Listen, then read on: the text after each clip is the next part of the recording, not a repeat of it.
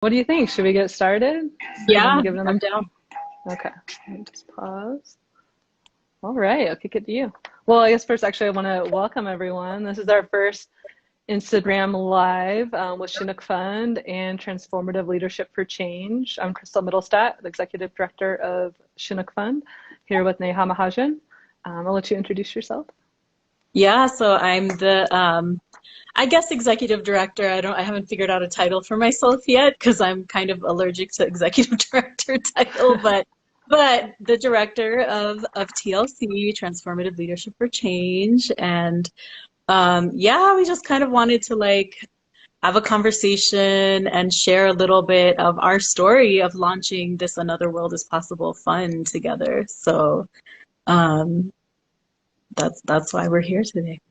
Yeah, and I mean, I would just say that like many of us, was just really unsure of what the rest of 2020 was going to look like when COVID hit in March, and Neha reached out, pretty much as soon as schools and companies started to close, about this idea of starting a mutual aid fund, and it just really just gave me some grounding and an anchor at that time. So yeah, Neha, I'd love for you to just kick us off. Tell us a little bit more about how this collaboration started and kind of where that vision began for you. Yeah, totally. Well, I think honestly, for me, like I had just come on a staff position at TLC, like literally 2 weeks before the shutdown happened. And so, I'm the only staff of our organization. So, already kind of being like, all right, I'm shifting to being like the sole staff person, feeling a little, really excited, but also a little lonely, but expecting, right, that as I like came back into Colorado movement, that I would just have the chance to like, be out in community and reconnect and build with folks. I had been working at a national organization for a couple years, and was just really excited to be back in community with my community and where I really have grown up, right, doing organizing and movement work. But then, like within 2 weeks, right, we're like getting ready to shut down. And honestly, like I just was feeling so overwhelmed, depressed, anxious, scared, like also just like feeling this fire under me, like we have to do something, right? It's going to be our community. It's going to be our folks, our organizations, BIPOC leaders holding down, our community orgs and social justice orgs who are going to be impacted the most, who are going to have the most pressure on us to, meet the needs of our communities and just respond to everything going on. So I just was feeling like overwhelmed, but also like fiery to do something. And I was like, I just reached out to Crystal, like, can we do this together? Like, what can we do? What are y'all doing? I just really trust you. I trust your leadership, but I also trust Chinook and the values, right? And the work you all do to raise money and the values that you take in that. So, I just reached out to Crystal and was like, what do you think? Like, is this something we could go in on together and actually bring our networks together, right? And so, and I was so happy when you were like, yes, I'm down. like, I just feel like both of us were like, we need a partner to do this work with. And so, I just think that we, I think like not just like this feeling of like getting out of our own isolation, right? Like, and our own like overwhelm and funk and all of that, which I know we were like collectively going through. It just felt like this is what this moment calls for, right? So it's like any opportunity to like collaborate instead of compete, like any opportunity to like operate from a place of abundance instead of scarcity, like, any opportunity to lead with vision instead of fear, like that, like we have to do this, right? Like and continuing on, right? We're still in this, and so much more that has unfolded over the last few months. Like we're gonna, the only way out of this is to really throw down together. We have to break down these like traditional silos between organizations, and whether it's like, even between philanthropy and nonprofits or movement and folks like trying to raise resources for the movement, like we got to break down silos everywhere possible to like come together and you know, we have this like window of opportunity to make some change, even as all these other things are being destroyed around us. And so just Right. finding, you know, a partner to like to think this through with, to like actually get together. And, you know, we spent like a month in April, you know, just having like really heartfelt conversations about what does it mean to like fundraise together, to like share money, to share credit, to like bring, you know, like, you know, Chinooks has their, you know, your guidelines for funding, and TLC, we have our kind of group of organizations affiliated with our like BIPOC movement leaders. Like, how do we bring these networks together? There's a lot of overlap, of course, but how do we Yeah. like break down some of our like you know, guidelines and actually break that down and bring folks together and really throw down and be like, you know, kind of like a light, like where should folks be like sending their resources to support, Mm-hmm. um so to who should you be supporting in this moment, like who needs the support the most, like Right. this is it, right? So anyway, I'll pass it back to you, Crystal, but just like, you know, it's just a really beautiful collaboration. And you know, I think it, not only the fund, but like just our partnership and collaboration in coming together to make it happen. And yeah, just so folks know, it wasn't like, you know, we just woke up and we're like, we know how to collaborate. So Crystal's going to share a little more about like all of our history together and how that actually led to this moment. So Yeah, yes, thank you so much, Neha. And I just want to lift up the different, I don't know, just like the different skill sets and like personalities we were bringing to this collaboration, where I felt very clear that as a funder in my role at Chinook Fund that, you know, I want to move money. So I was like thinking about the fundraising goals, thinking about the logistics for how we could get money out the door with like a very easy application, general operating support to groups, getting them the money, you know, in less than a month, you know, having really quick turnaround times. And I really credit you with bringing the vision around the artwork for the fund and really branding the fund and saying like, we have a story to tell, our grantees have a story to tell. Um, it's not just about writing the checks. You know, the checks are important, but also this fund, for me personally, and I think for us and for our networks, has really been about giving people something to believe in and giving them something to really invest in this time where there is so much fear. That's really it's hard to get through day to day. So I love that piece. So some of you know, but you know, shout out to like Mimi and Olga and some other folks that have been in community with us for a long time. But Neha and I met, you know, probably close to 12 or 15 years ago. We've kind of been weaving through the same or different roles at the same organizations at different times. So Neha used to be a co-executive director here at Chinook Fund. At the time, I was a grantee doing queer and trans anti-violence organizing. And then she actually ended up moving into that role when I left that organization. And we also, what was the other one we worked at? We both were involved with GIFT, the Grassroots Institute for Fundraising Training. So shout out to all the social justice fundraisers out there. And both were really brought up, you know, around a lot of folks that really believe in using individual fundraising, cross-class fundraising, is a way to build a base, to politicize a base, to really build membership and invite people to participate in movement. So it was actually a lot of that made me excited about joining Chinook Fund with our donor organizing model through the Giving Project. I love this idea of using fundraising as a tool for movement building. So we've been finding ways to collaborate. We actually did some great collaboration around shared leadership models back in, you know, probably like 2008 or 9.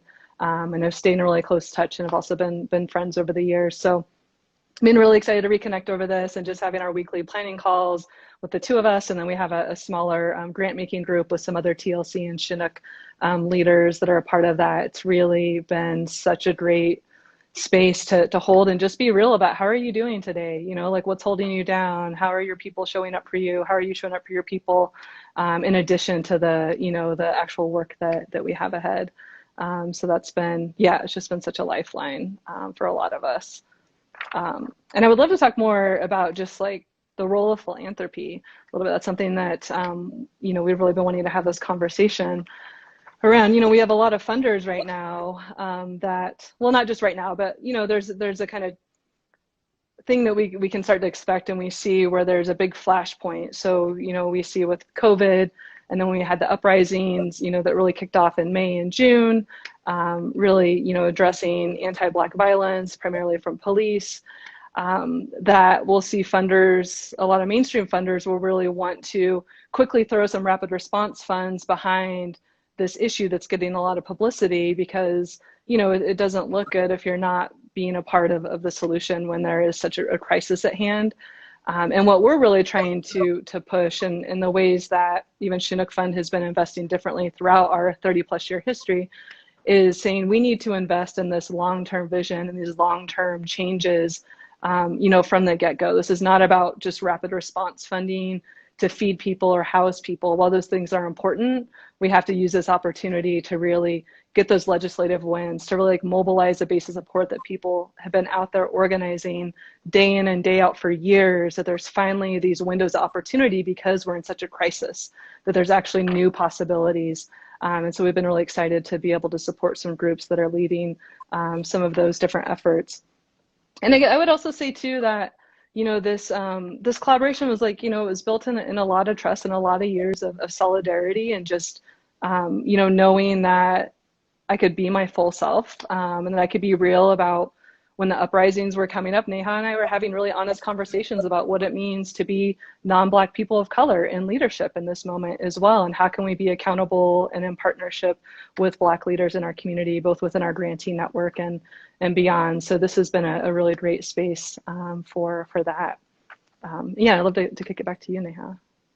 Yeah, no, I mean, I just think, I've been in a little bit of a dark place over the last few days, I mean, honestly, yeah, I just think we're in this pretty incredible moment where we have this is the result of decades, right, of divestment from public health, from the social safety net, from literally government itself, right? Government, which we're always fighting to hold accountable, that's really never been accountable to our communities, and democratic institutions that have never have harmed our communities, let alone been truly accountable.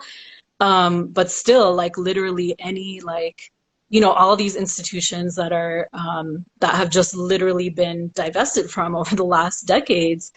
And these institutions that have kind of always failed us, or we've had to struggle and fight hard to make them accountable and try to get some democracy for our communities, they're now kind of failing the country at large, failing the majority of people in this country at large. And I just feel at this moment,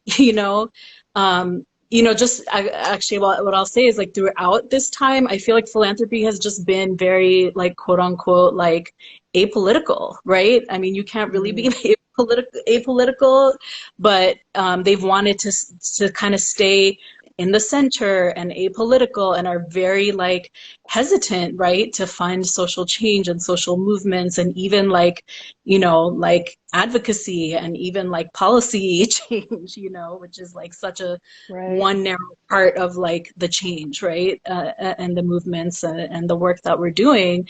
I think a lot of our organizations have been seen as too radical or too risky to get really deep investment in, which is one of the reasons we founded TLC, right? It was organizations led by BIPOC folks, Black, Indigenous, and people of color, but especially movement organizations, social justice, community organizing, the more radical organizations fighting for change, have just been seen as too risky, too radical. And I'm just over the last few days, just watching this, not surprising, but still incredibly devastating verdict from Breonna Taylor to just we have we're breathing in smoky air from wildfires, folks are dealing with hurricane storms, we literally last night our president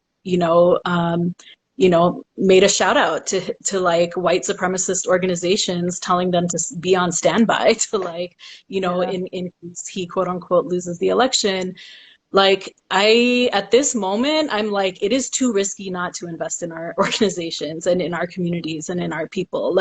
You are risking any, like, you are literally risking our democracy. Like, all these things that have been considered too quote unquote radical are literally the only way out of this mess, right? These radical ideas that like Yeah. we like, all deserve, like we need like basic, all of our humanity to be like respected and valued, right? Like these quote unquote radical ideas, like this is literally our only way out.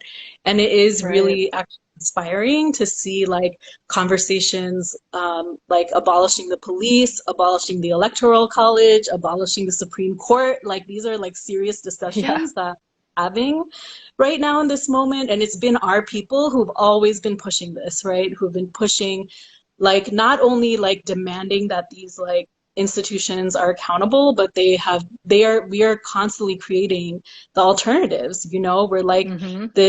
this, you know, these, like, it's not about like, you know, I just feel like there's this whole like shock from people around like, oh my God, like the debate went off the rails and like we're not being polite and be like, still mainstream media is talking about like being civil to each other. And I feel like philanthropy sometimes echoes that. Like we got to kind of just stay, yes, we want to support groups, but we don't want to be too radical. And it's like that's our only hope in this moment.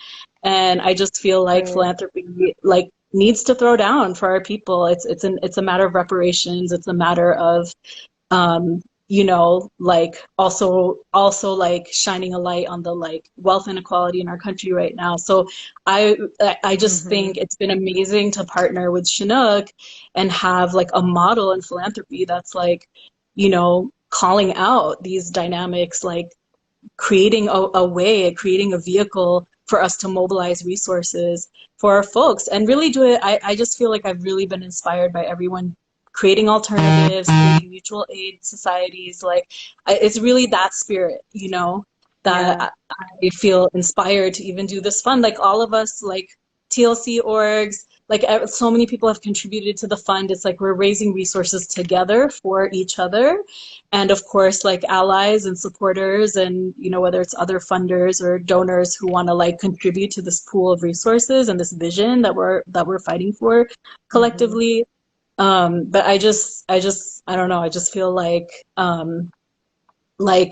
even if all the foundations in this state spent down all of their endowments to give money like emergency aid and food and you know, PPE, Mm-hmm. right? Like, which is all critical and it's important, like it's not going to make up for like the state budget shortfall, you know? Like, Right. so it's like who's fighting for that, who's fighting for those institutions to be accountable and revisioned and actually remade and run by us. Like we need to run Right. this. We are the ones who have the expertise and the lived experience. Like we are at the Mm-hmm. front lines of like, we know how these institutions have like oppressed and harmed our communities, and we're the ones who are going to rebuild this country in a way that actually works for everybody. So And sorry to go off on that. I'm just like, I no, it's just all been good. in it for the last few days. Like, I know many of yeah. us are feeling that. And I mean, that's one of the reasons why I've started to talk within Chinook Fund and other philanthropy networks about this idea of community control of capital. So when Movement for Black Lives put out, you know, their platform in June, that was they were talking about community control of institutions. And I think it's important that we also talk about capital. We talk about the markets, we talk about philanthropy, we need to talk about banking systems. You know, we're lucky we fund groups like the Center for Community Wealth Building that's like building up co-ops, building up entrepreneurs from communities of color. And we need more spaces where there is democratic, you know, decision making around how funds are allocated. And also that invites people to be giving regardless of the level, you know. So with our giving project, we have people that may contribute $50 to the grant pool, and we have people that may contribute $50,000 to the grant pool. And each person's voice and participation is really critical to that process because we know that we're going to make a better decision together. I also just want to shout out our board, Chinook Fund's board. As Courtney's here, Eric's here, we have some other wonderful board members, and they really stepped up at this time when we started to talk about this partnership with TLC. The board threw down and allocated 20% of our cash reserves to seed the fund. So we were able to seed the fund with $75,000 that helped us go out to other foundations and start to reach out to donors to be able to mobilize more money. And I'm proud to say we've raised over $400,000 since early May, from grants, and about 113,000 from individuals. We've had about 200 people that have contributed to the fund. So there's a lot to celebrate. It's allowed us to grant 60 organizations in our shared network, rapid response grants, and to do that in a way where we're in deep solidarity with them. And Neha, I would love if you would, maybe just share a little bit about, like, what are you hearing from TLC leaders, or what are some of those organizing issues, or even maybe some of the wins that people are lifting up in this moment? Yeah, no, for sure. There's so much that's been happening. I mean, y'all know, like, all of you watching are like on the ground doing this work, but it's like folks again have been really like seeing the opportunities, right? Like Arundhati Roy said, like the pandemic is a portal, right? And there's some things that are only possible in this moment. And like, we have to, like, our survival depends on, like, taking advantage of those possibilities, not going back to quote unquote normal, right? Which was like oppression Right. and violence, right? That we've been dealing with, honestly, since the founding of this country.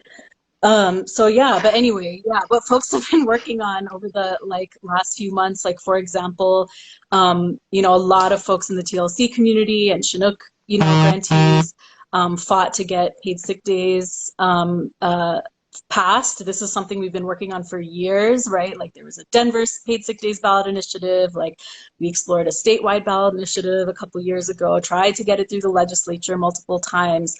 And folks really like, incredible leadership by like women of color pushing through like one of the most progressive paid sick days policies in the country, that right as the pandemic was unfolding where, after years of battling kind of like the chambers of commerce and corporate funded business lobby and all this stuff, right, we're able to push through this really powerful paid sick days law that does not exclude any worker.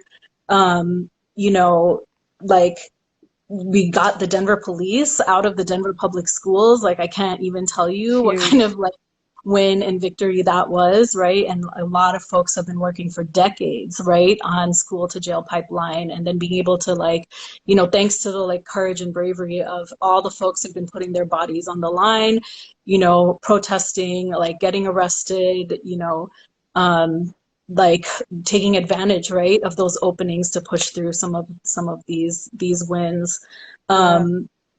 Just Elijah McClain is a household name across this country now, right? Thanks to like that incredible organizing, and just also, like so many legislative wins, right? Like smaller things maybe that we haven't heard as much about, but like folks fought to get, for example, public health department can do inspections, right, for immigrant detention centers to see if like what are the health and safety conditions there, right? A lot of work we have to do to actually make that real and hold that accountability.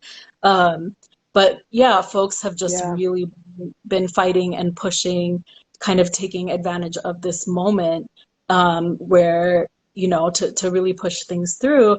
And I think the other thing I want to say that like, has been a huge focus of TLC and a lot of our folks who we've been supporting and that you all have been funding and we've been funding in this fund is also to ensure that like our own like healing, our own self-care, our community care is like a really central and critical part of this whole process, and we just have incredible like TLC folks like out in community, like at rallies, talking about the importance, right, of like Black joy and like healing and rest, and that's an equally important part of our liberation, right? And so, it's just been amazing to see like people collaborating in new and deep and powerful ways, like food justice organizations, like people of color led farms who are growing like healthy, like food that is, that cares for workers, that cares for the earth.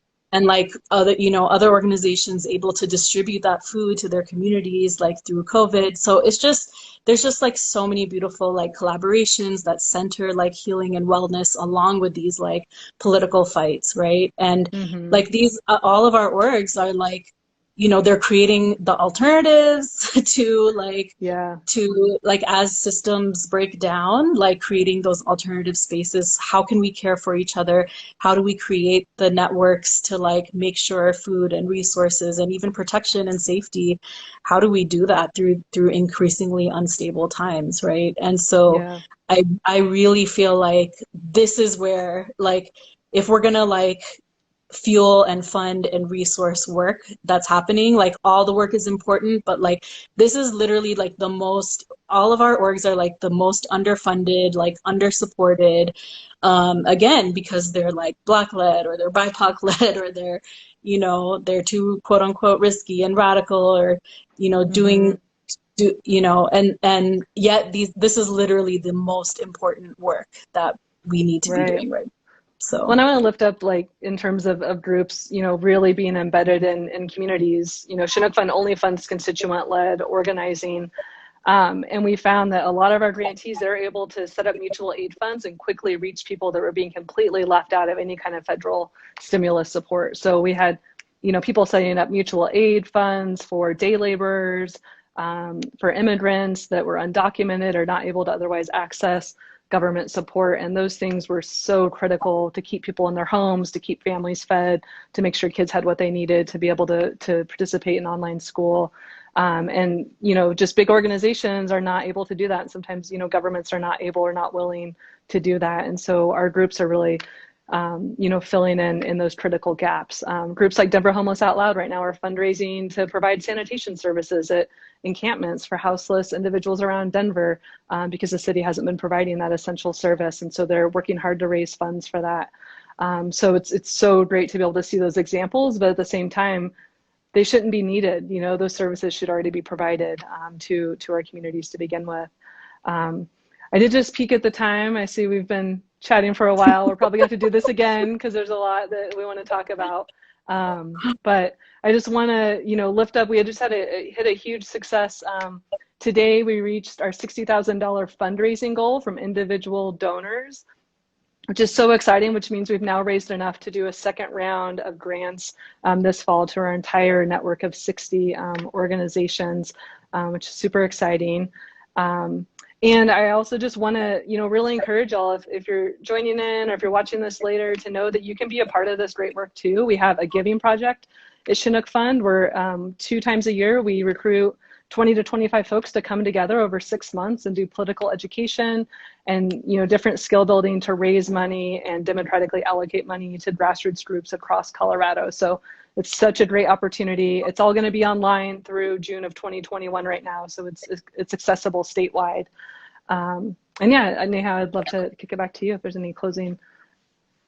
Yeah, just I just want to one, shout out Chinook Fund for being such an amazing space for our movement, for so many years in Colorado. That's where I got my start back in the days. Crystal referenced here in the community, and I learned so much. And it's just such a powerful space. I've had the most powerful conversations about class and money, and it just completely transformed kind of my perspective on money and wealth in this country, and just create a space for us to actually control money, right, and invest in our communities in a powerful way.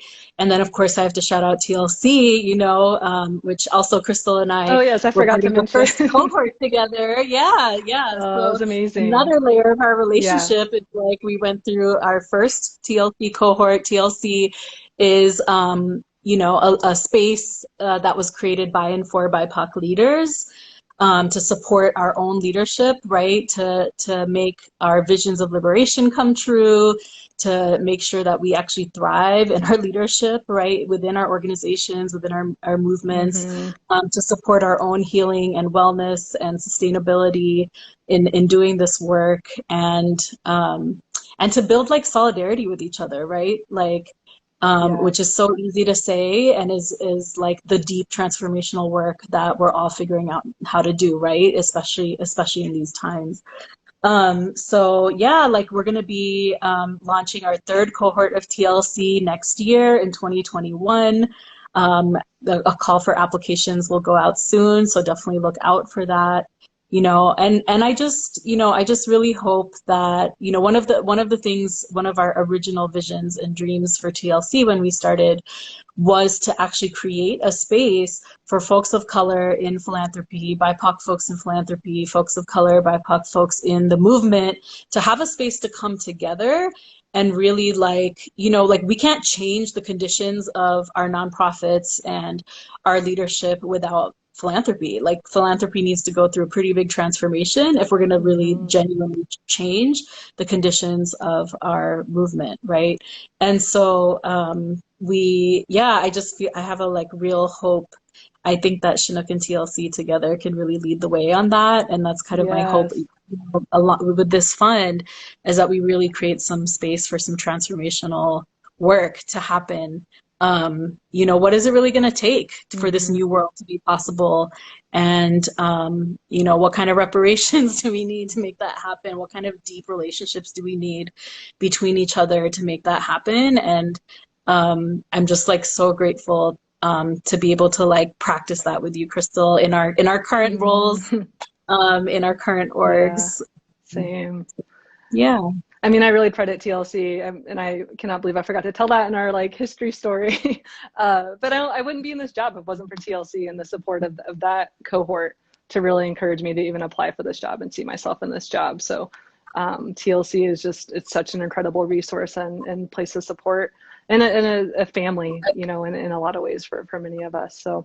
So happy to be in this work with you, Neha. So happy to be in this conversation and to continue dreaming and visioning together. And so excited that everyone, you know, who was able to join us today and be a part of the conversation. I hope that you'll stay connected. Definitely follow us at Chinook Fund or at Colorado TLC to keep up to date with what our grantees and our leaders are up to. And hopefully we'll get to stay connected. Cool. All right. Thanks, y'all. See y'all later. Another world is possible.